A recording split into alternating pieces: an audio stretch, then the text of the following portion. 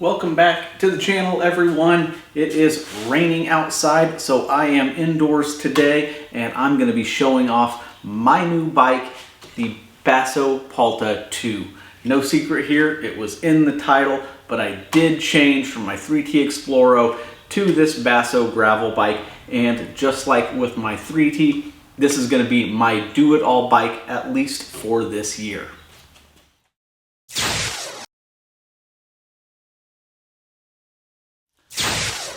Don't want to take a whole lot of time boring you with all the details because this bike is built up basically identically to how I had my 3T setup, down to the bottle cages being exactly the same. So this is going to be set up dual purpose, road and gravel. Currently it's in the road setup with my road wheels and tires and my road pedals on here, but I also do have my gravel bike setup, which is essentially the same as my 3T with my Zip 303S wheels and of course mountain bike pedals. You're probably all thinking, gee, didn't you just make that change to your 3T not that long ago? Why would you go get an entirely new bike now? Well, I'm not gonna lie to you. Saw a really good deal come up on it and I thought it looked pretty sweet, and of course with it being a Basso, it has a beautiful paint job with a couple of different colors mixed in there, and I just wanted a little bit something different.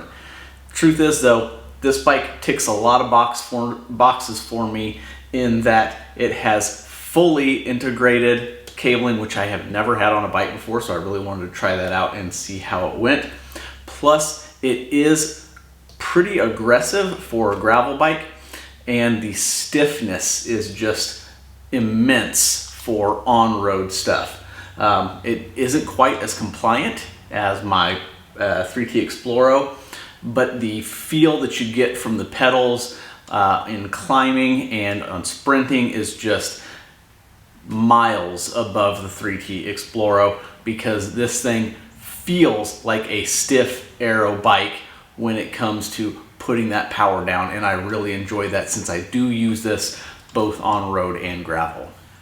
So I don't want to get too much into the spec sheet because everybody can look it up online and see exactly what all the specs are, just the same as what I can read them off to you.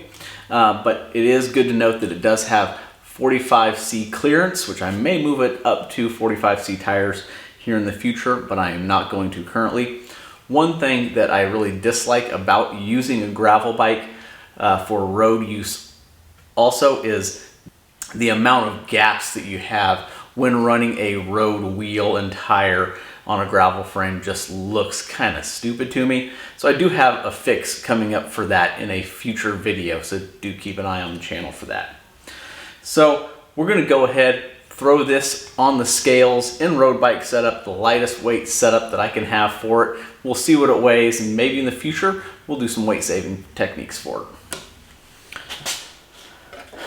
All right. Over here next to the scales of truth, let's throw it on here, see what we got.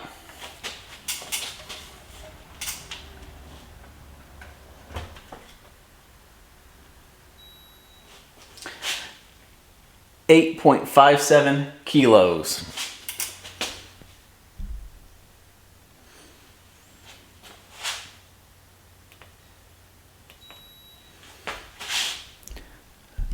It's 19.1 pounds in imperial units.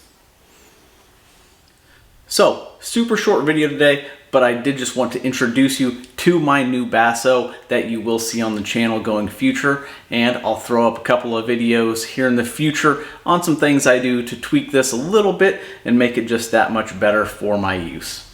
So, until next time guys, enjoy your ride.